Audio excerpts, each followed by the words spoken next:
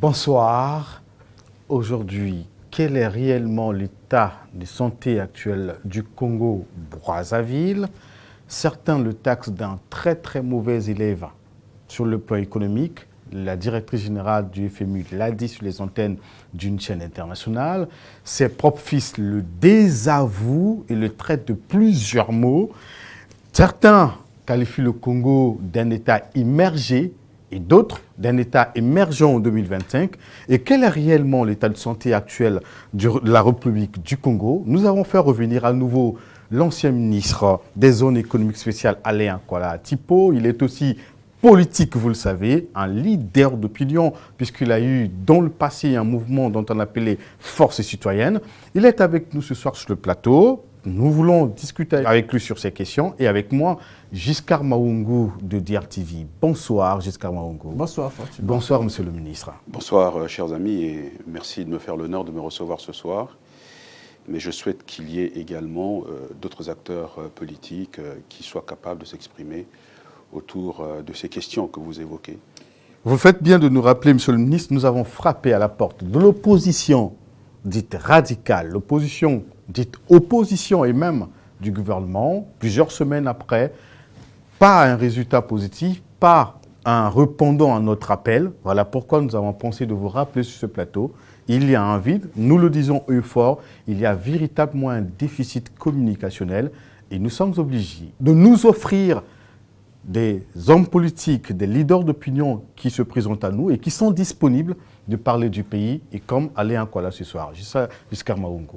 Monsieur le ministre, pour commencer tout à l'heure, Fortuna a parlé de le Congo, un très mauvais élève.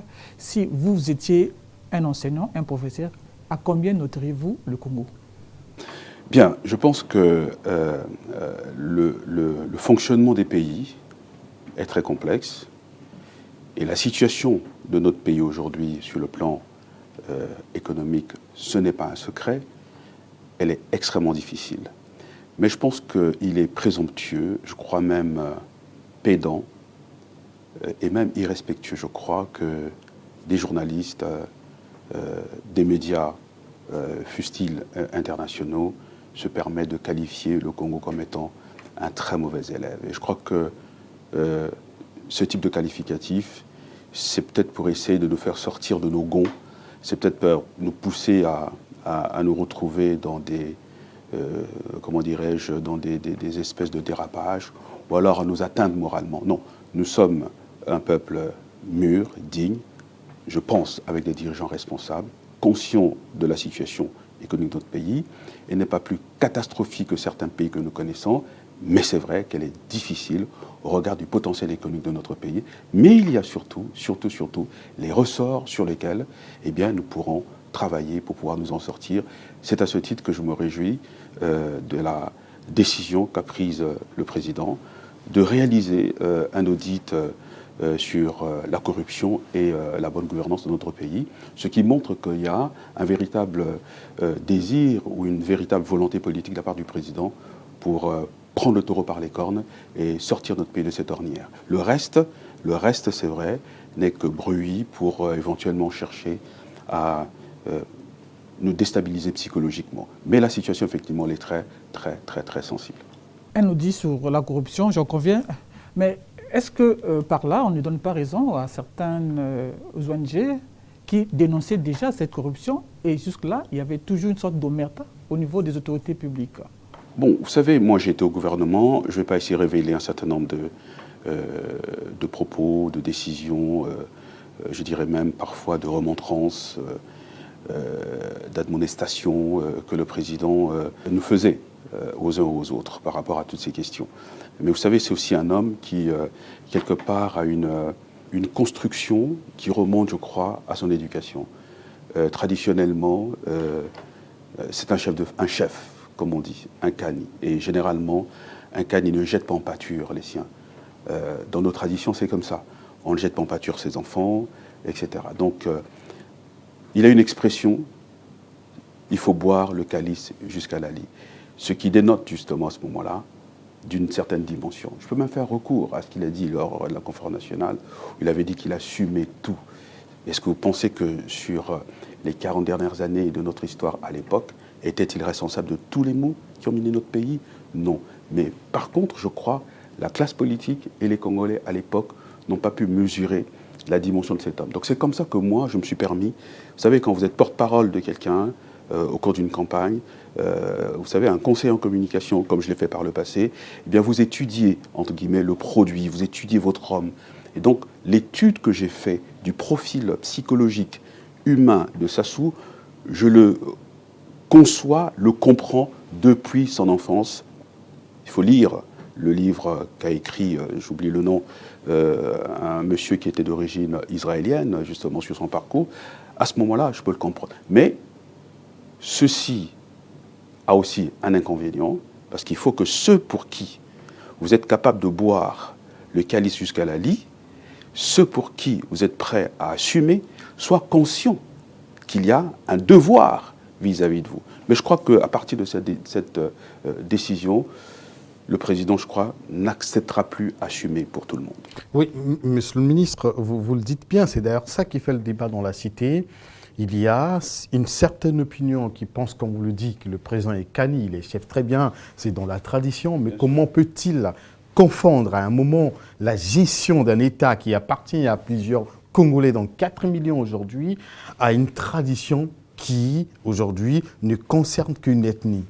Je vous prends un autre exemple. Vous voyez, un homme comme Alain Juppé était collaborateur de Chirac à la mairie de Paris. Chirac devient chef d'État. Il y a une histoire qui est révélée sur, je crois, les emplois fictifs au niveau de la mairie de Paris. Juppé était sur une trajectoire fulgurante, devait devenir président, en fait, de la France. Mais il acceptait subir, justement, à la place de Jacques Chirac. Donc, c'est une caractéristique, si vous voulez, des hommes qui arrivent à avoir des responsabilités de la collectivité, et il faut aller puiser dans les racines de leur éducation pour comprendre pourquoi, comment, dirige-t-il le pays. Donc, ce n'est pas une confusion, c'est un syncrétisme à la fois d'une réalité traditionnelle que nous connaissons tous. Nous connaissons l'importance de la famille dans nos sociétés, ce qui n'est pas la même chose en Europe et ailleurs, et à partir de là, ça interfère quand même dans, si vous voulez, la décision publique. Mais ceci dit, il y a la responsabilité de celui qui accepte boire le calice jusqu'à la lie, mais ceux pour qui il doit boire le calice jusqu'à la lie, quelle est leur attitude? Quelles sont leurs obligations? C'est en cela que je dis, pour répondre à ce que notre ami a dit par rapport aux ONG qui l'ont dénoncé, je ne vais pas révéler ici ce qui a été souvent dit par lui à notre endroit, mais je crois que la situation actuelle du pays, la décision qu'il vient de prendre, va ouvrir une nouvelle ère, et j'en suis persuadé. Monsieur le ministre, comment se fait-il qu'en 2014, on avait dans nos banques une surliquidité extraordinaire, et 3 ans après, on doit 5 000 milliards? Voilà, je veux profiter en fait de la question de Giscard pour ajouter ce qui suit. Que dites-vous, quelle lecture ou quelle analyse faites-vous de ceux qui aujourd'hui traitent le Congo de très mauvais élèves? Que dites-vous de... Je viens de le dire et ça heurte ma fierté en tant que Congolais, en tant qu'acteur politique, en tant qu'un homme qui a été ministre pendant 15 ans. Pour vous, pourquoi traite-t-il le Congo de mauvais élèves? C'est ça en fait. Je pense qu'il y a eu cette histoire qui a été rapportée évidemment par un média international du fait qu'on aurait, paraît-il, caché les chiffres. C'est inexact. Vous savez, il y a le ministre Ndongo, pour ne pas le nommer, qui quitte le ministère des Finances. Il fait une passation donc, avec le ministre Kanongo, qui est un aîné, que je salue et félicite ce soir le travail. Il arrive. Bien.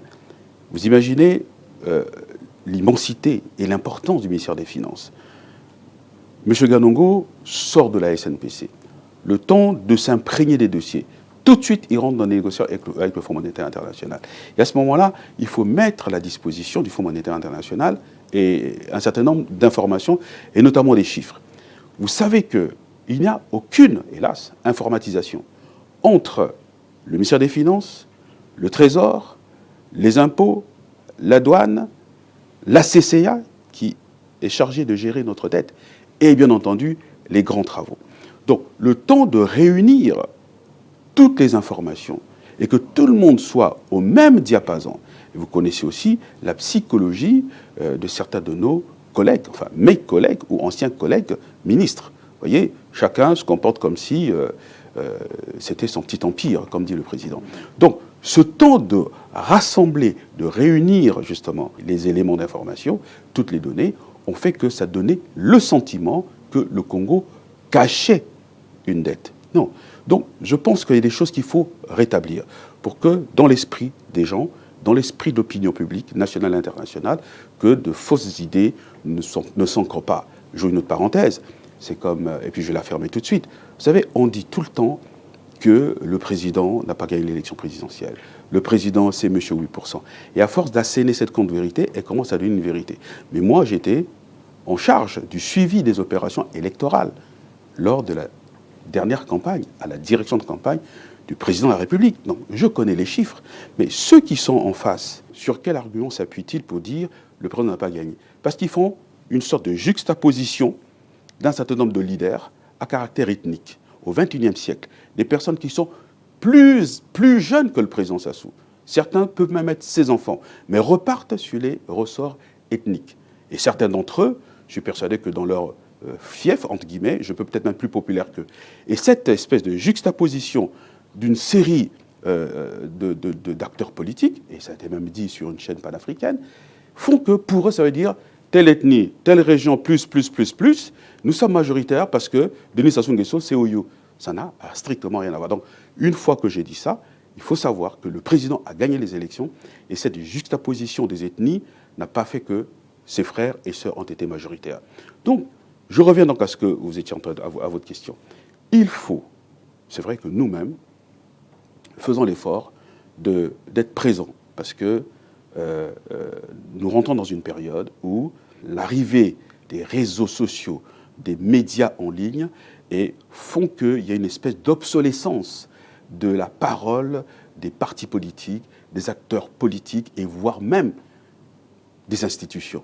Donc il faut relever ce défi. Parce que sinon, nous allons nous retrouver dans une espèce de paysage politique complètement déstructuré et les réseaux sociaux, ceux qui s'expriment sur des sites web ou des télés sur YouTube, etc., risquent de devenir ceux qui émettent, entre guillemets, la parole qui comptera dans le pays. Alors qu'au fond, même si cette parole est légitime, mais elle n'est pas politiquement structurée sur la base d'une vision. Vous parlez de l'obsolescence de la parole par rapport aux réseaux sociaux. Est-ce que ce n'est pas là le péché, justement, des autorités publiques? Non, c'est-à-dire qu'il va falloir que le curseur soit réajusté. Il va falloir élever le niveau. Et je pense que ce soit les partis politiques et à plus forte raison le gouvernement, je crois que c'est une chose que c'est un retard, entre guillemets, qu'on rattrapera, ou alors une espèce de défaillance qu'on réparera très rapidement. Vous parlez de défaillance, vous le faites bien, Monsieur le ministre. Nous constatons que, nous le disions d'entrée de jeu dans notre introduction, que le Congo est non seulement attaqué par ses adversaires, qui sont étrangers, entre guillemets, mais aussi par ses profits. Nous le lisons sur les réseaux sociaux, vous le dites, et par plusieurs canaux. Aujourd'hui, il y a des Congolais, et qui sont à l'extérieur et même à l'intérieur, et qui s'attaquent au pouvoir donc, actuel, et qui s'attaquent même au pays, et qui refusent d'être opposants, mais disent citoyens révoltés, citoyens contre le pouvoir actuel. Bien, on a tous été jeunes, et à un moment donné, on passe quand même par une certaine étape de révolte. Donc, il faut, je crois, utiliser, en tous les cas en tant que responsable politique, utiliser l'énergie de cette révolte. L'énergie de cette révolte pour pouvoir justement en faire un atout. Il faut être capable justement, bon, je laisse de côté évidemment ceux qui, d'une certaine manière, se retrouvent pilotés par un certain nombre de forces souterraines, hein. Les ONG, on sait comment est-ce qu'elles sont financées. J'ai eu affaire, si vous voulez, à faire une espèce de décortiquage de cette mécanique. Mais ceux qui sont en France, enfin en Europe, aux États-Unis, au Canada, je crois qu'il faut aller vers ses compatriotes.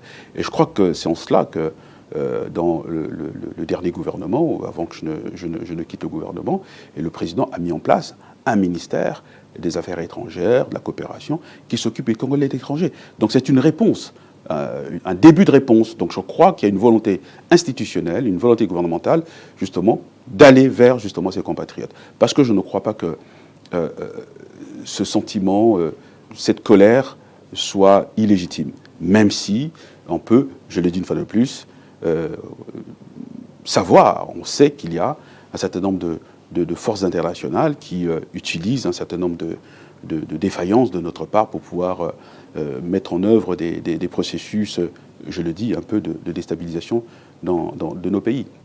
Vous parlez de la diaspora. Un membre de la diaspora, M. Andrea Ngombe, je pense, coordonnateur du collectif Ça suffit, est passé tout dernièrement sur RFI. Vous avez peut-être et suivi. même TV5 aussi. TV5, pardon. Sur tout ce qu'il a dit, il a tort ou il a raison?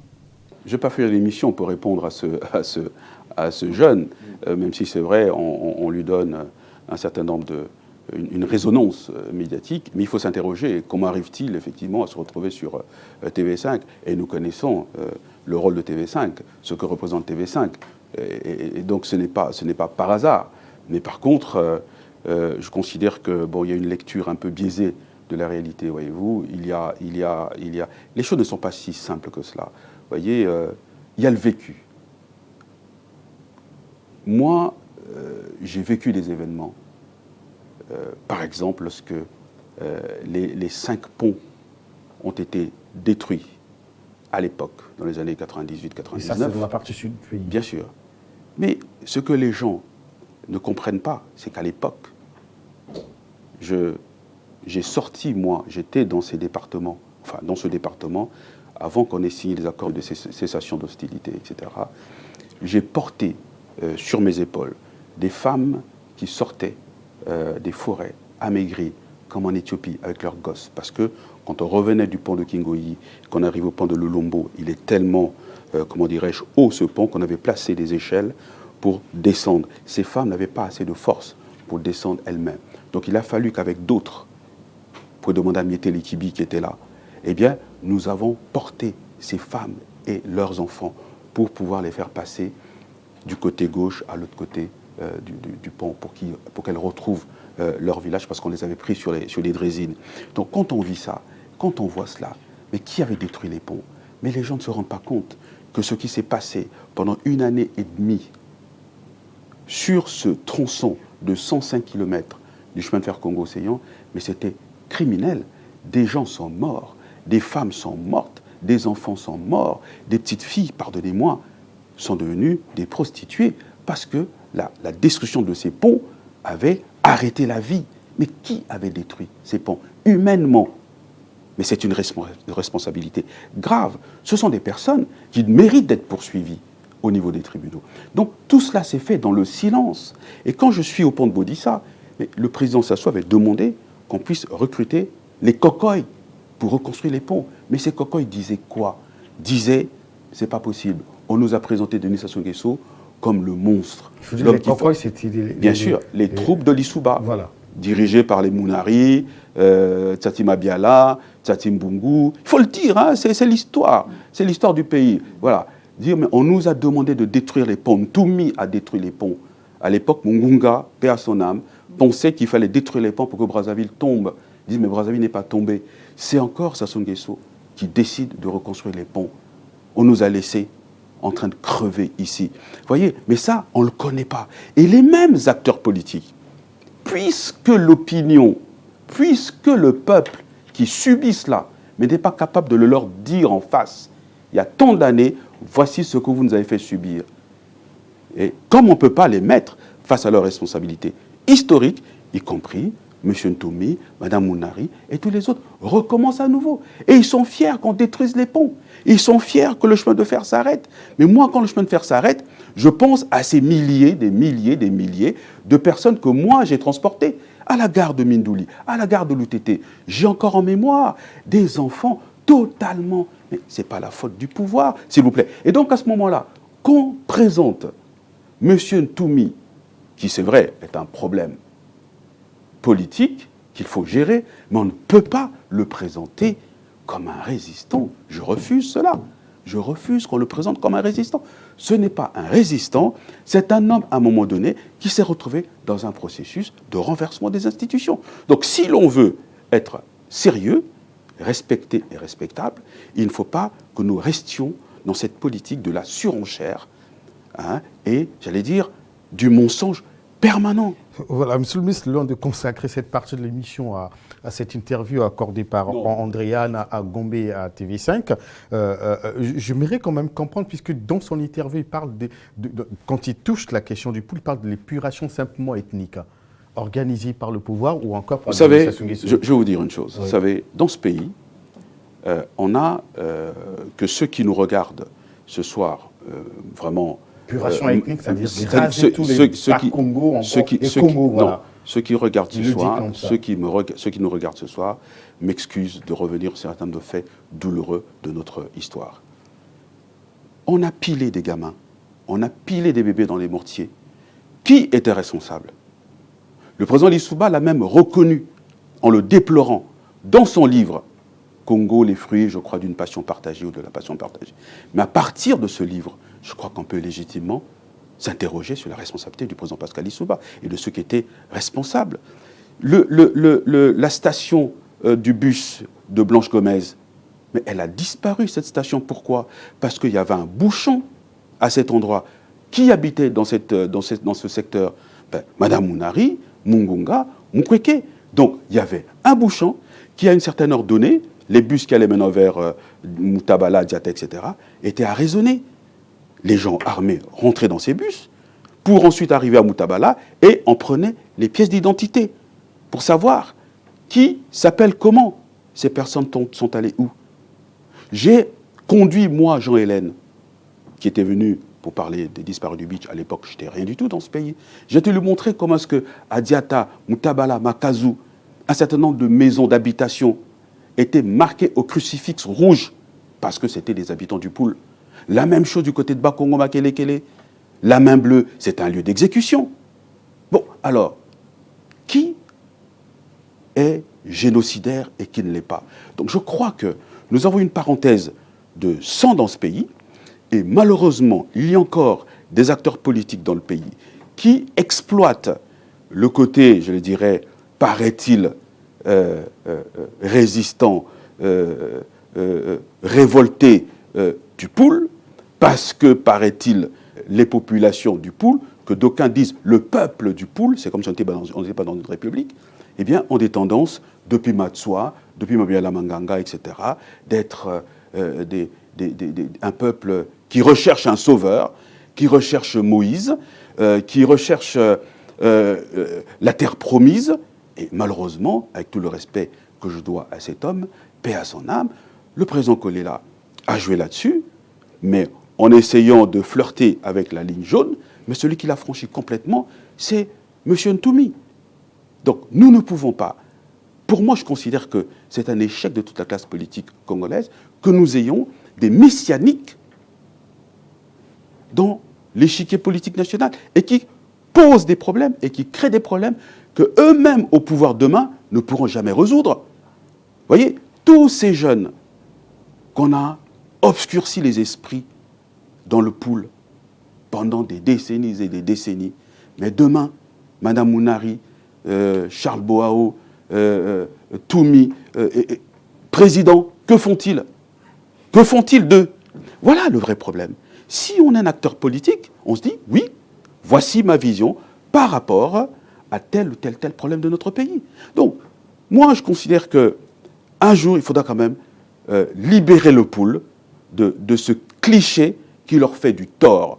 Moi, je suis de Bas-Congo. Moi, enfant, j'allais à Macédo. J'allais au Grand K. Je n'ai pas fréquenté des gens là-bas qui étaient des espèces de talibans du Congo. Donc, il y a cette espèce de création d'un mythe qui remonte au maquis de Ange Diawara, ainsi de suite. Donc, il faut libérer le Poul. Mais c'est la responsabilité de tout le Congo, pas seulement des acteurs politiques dits du Poul. Dernière anecdote. Je suis ministre de la Communication. Il y a, paraît-il, un bombardement qui s'est fait à Kinkala. Je crois qu'à l'époque, Parfait Kolela, Manson, sont à l'extérieur. Et c'est eux qui lancent, pour dire, on a bombardé le marché de Kinkala, il y a plus de 500 morts. Et moi, généralisé. Et ça, c'est pour toucher la sensibilité des ONG, toucher la sensibilité de la communauté internationale par rapport justement aux crimes de masse, etc. Le ministre Mvouba m'appelle, nous nous rendons chez le président, avec le ministre de la Défense, et le président demande que faut-il faire. Il instruit le ministre Mvouba de réunir les hommes, les acteurs politiques du pôle, majoritaires au gouvernement. Ils ont toujours été majoritaires. C'est pour ça que l'appréciation, la lecture ethnique des choses est mauvaise, plus les hommes d'église et d'autres. J'étais à cette réunion. Ensuite, il fallait que moi, je fasse une conférence de presse pour démentir cela. Le président me pose la question. Je dis, Monsieur le Président, je ne suis pas venu faire une communication de polémique, je fais une communication factuelle. Je propose que nous allions à Kinkala prouver qu'il n'y a pas eu ce bombardement. La seule chose que je vais dire, c'est de réunir les journalistes et leur dire, voilà, on n'a pas bombardé, demain on va à Kinkala, parce qu'en une nuit, on ne peut pas déplacer 500 corps. Question mise à la Défense à l'époque, Yvon Deloup, dit, oui, on peut aller dans le pôle, à Kinkala. On s'est retrouvé à Kinkala, mais il n'y avait pas 500 morts. Le marché de Kinkala n'a jamais été détruit. Mais comment on peut dire une chose pareille? Donc je considère qu'il y a une sorte d'institutionnalisation du mensonge dans la vie politique. C'est presque ce qui se passe actuellement, c'est ce que vous voulez dire. Plus ou moins, parce que qu'est-ce que le président dit à ce moment-là? Il dit au ministre d'État Mvouba, vous, en tant qu'acteur politique, vous devez savoir qu'à la conférence nationale, on a laissé les gens dire tout et n'importe quoi, et aujourd'hui, c'est devenu comme des vérités. Qu'est-ce qu'on a dit à la conférence nationale? Les 3000 morts de l'intolérance. On avait fait un calcul disant que bon, le Parti congolais du travail, durant tout son règne, aurait tué, paraît-il, 3000 compatriotes. C'est passé comme ça. Vous voyez, on a même eu affaire à un homme qui, paraît-il, avait été assassiné par Pierre Oba, M. Bakouma, mais qui 2 jours après réapparaît, après avoir quand même eu 1 minute de silence. Donc c'est une constance de notre vie politique. Donc il faut qu'on sorte de cela. Et ça relève d'une espèce de culture stalinienne. Vous voyez, à l'époque du Parti unique, les Congolais ont toujours tendance, effectivement, à faire en sorte que des contre-vérités, des rumeurs, deviennent des vérités. Et nous avons développé dans notre pays, malheureusement, une culture politique qui fait que on a le sentiment d'exister politiquement si l'on est capable de nuire. Et si on développe cette culture de la nuisance, et la culture de la nuisance entraîne toutes les dérives, y compris le mensonge. Est-ce que la faute ne vient pas aussi de la part du gouvernement? Tout à l'heure, on a parlé de cette réaction sur TV5, mais jusqu'à aujourd'hui, personne ne parle. C'est comme si... Je pense que cette question va vous déranger un peu. Non, elle ne me dérange pas du tout. De faire un jugement sur ce qui se passe. Elle me dérange. On a l'impression, comme une certaine opinion qui pense que votre pouvoir, parce que vous êtes oui, je suis de la majorité présidentielle, vous avez perdu la bataille de la communication. Bon, vous savez, il faut aller au-delà de ça. Le problème, il est beaucoup plus profond. C'est un problème qui concerne, pour moi, toute la classe politique congolaise. Et c'est une interpellation de toute la classe politique congolaise parce qu'elle risque d'être dépassée par cette espèce de fulgurance qui a lieu actuellement au niveau des réseaux sociaux et de la toile. Maintenant, au niveau du gouvernement, je pense que le gouvernement a sa politique de communication, a son timing, et là, je suis très mal placé pour porter des jugements de valeur. Et chacun a son tempérament et sa façon de concevoir les choses. Voilà. Jusqu'à Maungu, nous allons évoluer. Non, mais c'est la vérité. Voilà. Chacun son tempérament. Voilà. Moi, j'ai vécu ce poste comme un poste de combat. Point. Bon, est-ce que c'est parce que j'avais moi été dans la vie réelle un combattant? Probablement, parce que je considérais que ce que je faisais à ce poste était un prolongement du combat que j'avais mené. Parce qu'aujourd'hui, la même configuration se reproduit. Voilà. Et une question, en fait, qui abonde dans le même sens. Toujours ces Congolais ou encore d'autres étrangers, aujourd'hui présentent une image sombre. On va d'abord parler du président de la République. Est-ce que vous aussi, après le gouvernement, vous êtes déçu du président de la République? Non, vous savez, moi je ne suis pas déçu du président de la République, c'est impossible. Parce que ce que ce monsieur a fait depuis, je crois, à l'âge de 15 ans, 16 ans, très peu sont capables, au prorata de l'âge, ne sont pas capables de le faire. Voyez. Mais qu'est-ce que vous voulez? La vie est ainsi faite. Nous sommes aujourd'hui dans une période, je dirais, ingrate. Je ne dis pas que c'est un homme qui est parfait, mais il faut avoir le discernement. Donc je ne peux pas aujourd'hui dire que je suis déçu du président, ce n'est pas possible. C'est un homme qui a consacré toute sa vie à notre pays, avec, c'est vrai, des succès et aussi des erreurs. Mais aucune œuvre humaine n'est parfaite. Il y a des erreurs qui sont liées à un contexte exogène, et puis il y a d'autres erreurs qui sont liées à un contexte endogène. Le président dirige le pays. Je pense d'ailleurs que son engagement ces derniers temps montre que c'est un leader qui va jusqu'au bout de ses responsabilités. Mais je crois qu'à un moment donné, sommet de la pyramide, chef de l'État, il y a quand même des collaborateurs, il y a quand même un appareil. Donc on ne peut pas tout remettre sur la tête du président, même si c'est vrai, c'est lui qui est le responsable. D'où je dis qu'il a assumé à la conférence nationale. Cette fois-ci, je ne pense pas et je ne voudrais pas qu'il assume à nouveau. Donc, ceci ne me, comment dirais-je, n'exclut pas que demain, moi, en tant qu'ancien ministre de la Communication, ancien ministre des Économies spéciales, je ne réponde pas de mes actes. Ce n'est pas au président Sassou de répondre de mes actes.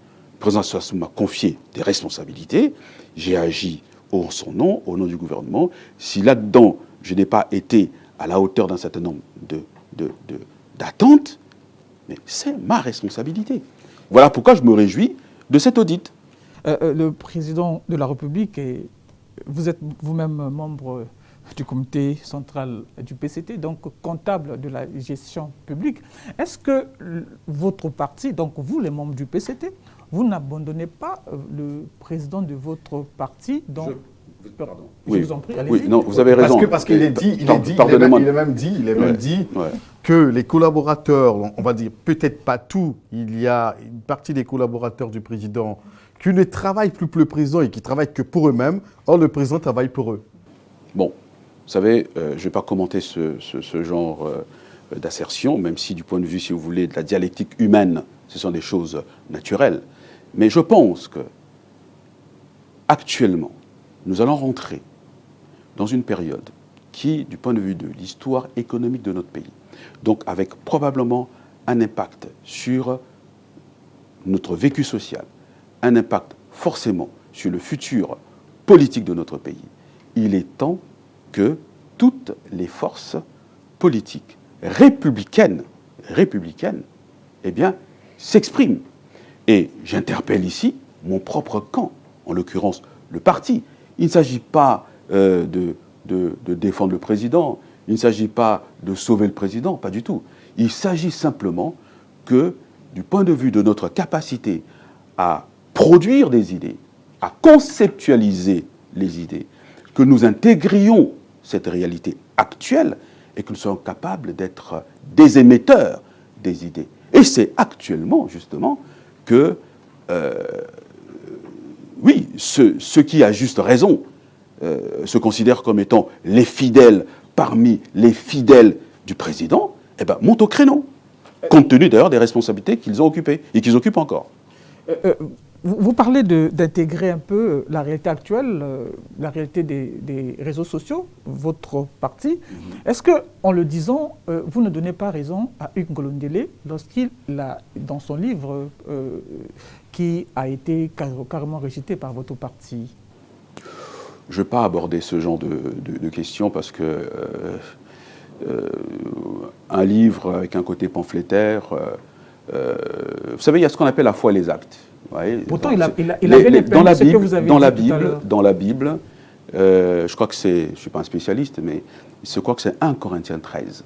Voilà, il faut lire dans la Bible. La foi et les actes. Il y en a qui proclament leur foi, mais il faut voir leurs actes. Comment agissent-ils? Il y en a qui disent, moi je suis un croyant, je crois en Dieu, je suis le meilleur chrétien.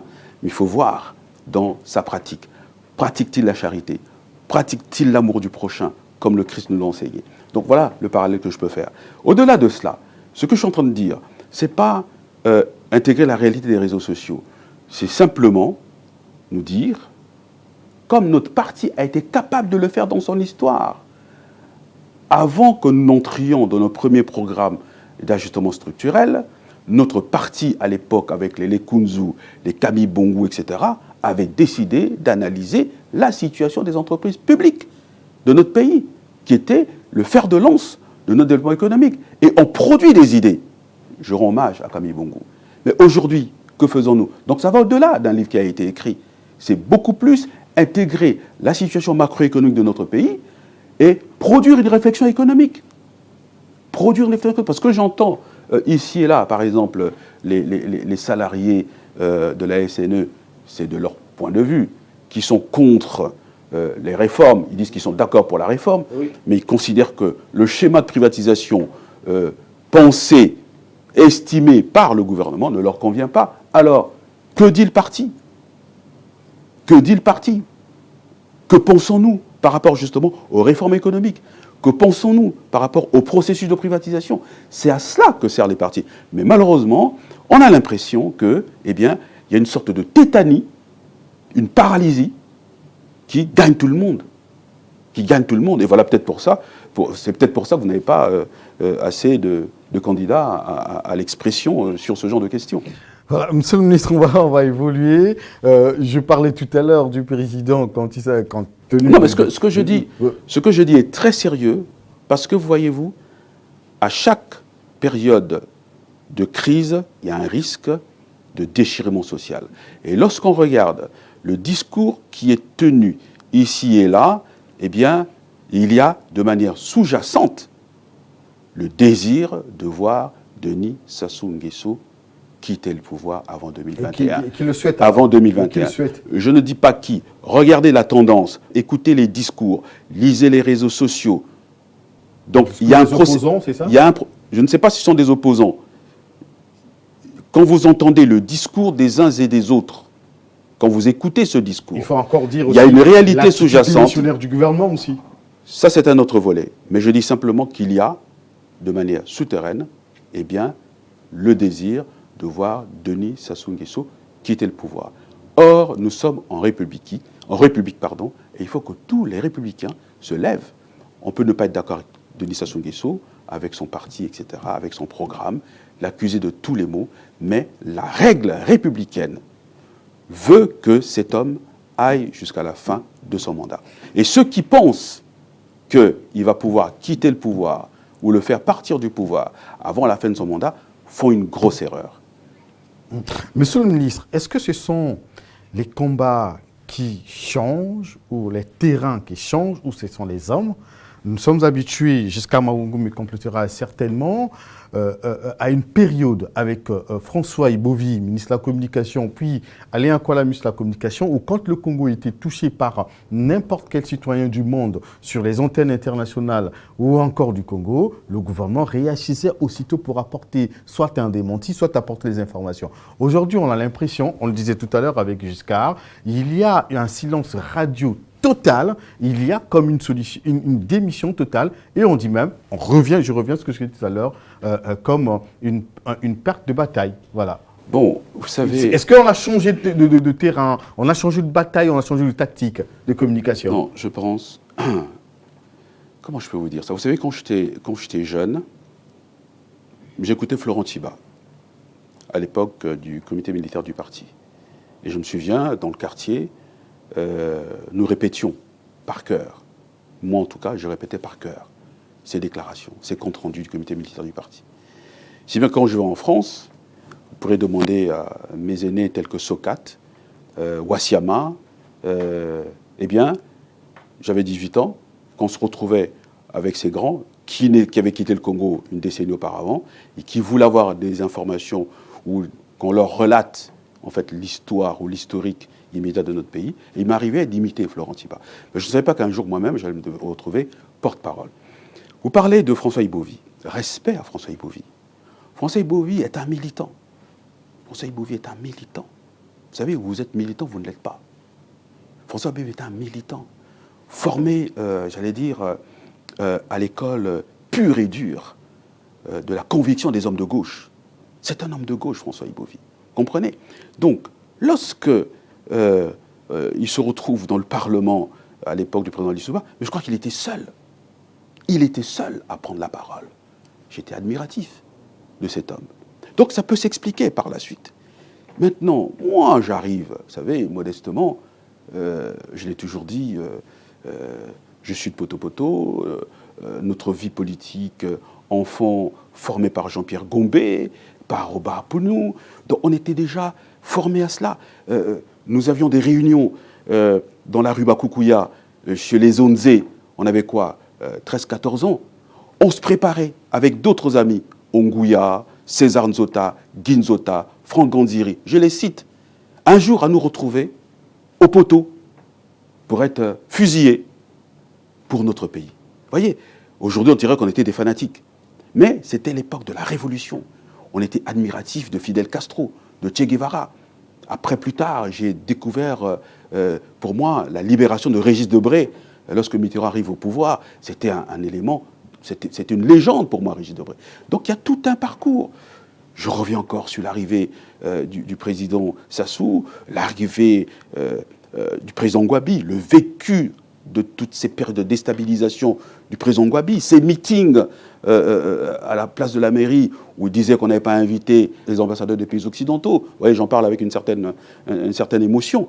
Donc tout cela vous construit. Et puis après, vous êtes en France, vous militez, vous débattez avec les autres étudiants de la Côte d'Ivoire, du Sénégal, etc. Vous vivez tous avec l'idée de revenir dans notre pays, parce que les Congolais qui sortaient dans les années 80 ne partaient pas pour rester à l'étranger. D'où je comprends aussi parfois leur rage. Comprenez? On partait pour revenir, mais malheureusement, il y a eu le premier pass qui fait qu'à ce moment-là, ces compatriotes ne pouvaient plus revenir. Donc, mais je décide de revenir. Mais quand je suis revenu, ce n'est pas l'OGESC, ce n'est pas le Congo qui m'envoyait un billet d'avion, etc. J'ai acheté mon billet, j'ai acheté un billet, enfin, une compagnie charter, parce qu'il fallait que je revienne dans mon pays. Donc quand vous revenez de cette manière-là, vous créez votre société, vous avez notre lien avec votre pays. Et après, malheureusement, eh bien, il y a les événements qui se produisent. Et malheureusement, vous êtes appelé à être actif. Bon, quand vous êtes actif, vous voyez la mort. Mais vous ne mourrez pas. Et les autres meurent. Mais vous avez, je l'ai déjà dit, une sorte de culpabilité de celui qui survit.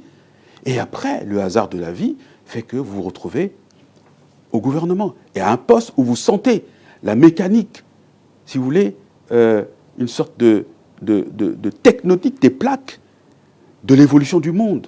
Lorsque un président américain prend une telle décision, mais l'impact de cette décision arrivera 10 ans, 20 ans après. Mais nous sommes, entre guillemets, les pions sur l'échiquier géopolitique et géostratégique du monde parce que nous sommes faibles. Mais ce n'est pas parce qu'on est faible qu'on ne peut pas parler. Ce n'est pas parce qu'on est faible qu'on n'est pas capable de dire à un puissant, monsieur le puissant, vous allez peut-être me tuer, vous allez peut-être nous écraser, mais je sais que vous allez m'écraser pour telle ou telle raison. À ce moment-là, celui qui veut vous écraser va se dire, bon, il est quand même conscient.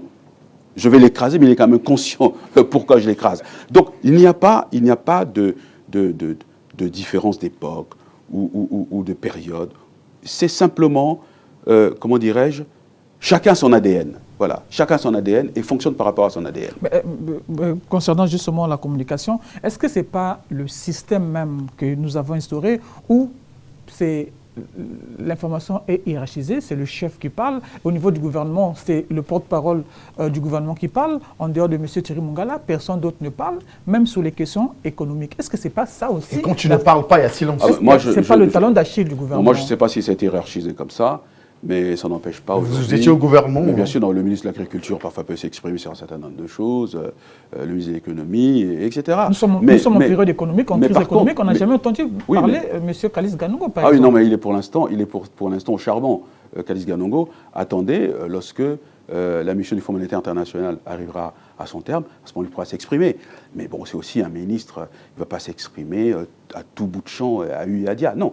Mais je crois que d'ailleurs, c'est une forme, si vous voulez, de faiblesse. Je parle de ma propre famille politique, vous voyez, du Parti congolais du travail. Il y a un porte-parole, et souvent, lorsque un membre d'un parti politique, de l'opposition, quelqu'un de la société civile, s'expriment, c'est leur droit, émet des points de vue qui peuvent être contraires ou critiquent l'action du gouvernement et du chef de l'État. Mais je crois que c'est d'abord l'appareil politique qui devrait réagir. Ce n'est pas le ministre de la Communication qui, a priori, devrait réagir. Il y a d'abord les appareils politiques. Parce qu'il y a une sorte de disproportion, vous voyez, entre le ministre de la Communication et puis, quelqu'un qui est l'animateur d'un collectif, mais qui peut-être ne représente pas grand monde, mais qui, par contre, a une espèce de résonance médiatique très importante, et pour cause. Voilà, Monsieur le ministre, moi j'ai une question, jusqu'à on aura une aussi pour boucler cette émission. La mienne, j'aimerais savoir, aujourd'hui, le tableau du Congo a été très sombre, selon la communauté internationale. Le président de la République l'a reconnu le 14 août dernier que nous sommes dans une crise aiguë, mais il a rassuré les Congolais que cette crise sera surmontée. Est-ce que vous croyez que nous sortirons de cette crise? Est-ce qu'on peut espérer, puisque la population, elle est vraiment, elle est touchée, elle est bousculée par une psychose totale? Nous n'avons pas besoin de la communauté internationale, comme vous dites, ou plus précisément de la communauté financière internationale pour être conscient de la réalité macroéconomique de notre pays qui est extrêmement difficile.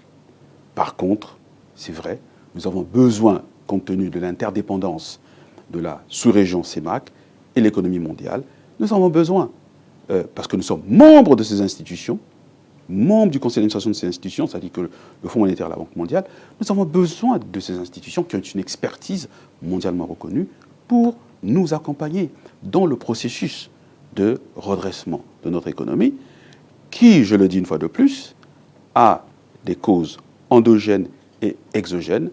Endogènes parce que nous n'avons jamais été capables de faire les réformes structurelles qu'il fallait dans ce pays, parce que nous sommes passés par différentes phases de guerre civile. Donc il y a eu le premier pass dans les années 86, le président s'en va, guerre civile en 93, deuxième pass renforcé en 94, re-guerre civile en 97 et en 98. Eh bien, le président fait l'effort de dialoguer, reconstruire le pays. L'erreur que nous avons commise, c'est de nous être laissés emporter par ce baril qui caracolait à 80 et au-delà de $100. On s'est laissé emporter par ça, on s'est laissé griser par cela, mais on a oublié qu'il fallait effectivement faire des réformes de structure. Mais moi, à titre personnel, dans une lecture prospective de l'économie de notre pays, je savais dès 2009 que le contre-choc pétrolier arrivera. Mais ce contre-choc pétrolier arrive parce que, on le ressent de manière beaucoup plus dure, c'est parce que les réformes de structure n'ont pas été réalisées.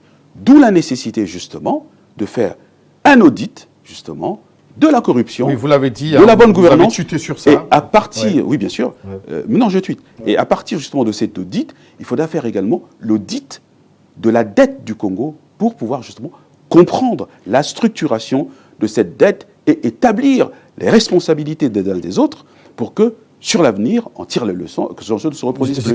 Pardon, tu vas bloquer avec cette question, boucler, pardon. Nous parlions de ce jeune Congolais qui est passé sur les antennes, une antenne internationale pour parler du Congo.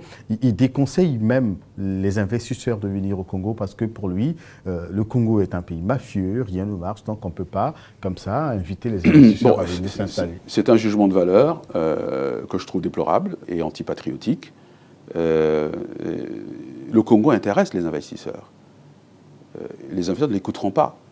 Et ce que les investisseurs attendent, c'est que nous ayons un accord avec le Fonds monétaire international qui va justement, d'après moi, s'axer sur cet audit justement de notre endettement, arriver à faire en sorte que nous ayons un programme de rééchelonnement de notre dette, voire peut-être même de l'annulation un jour, c'est une question de stratégie et de crédibilité politique, eh bien, faire les réformes de fond et diversifier l'économie.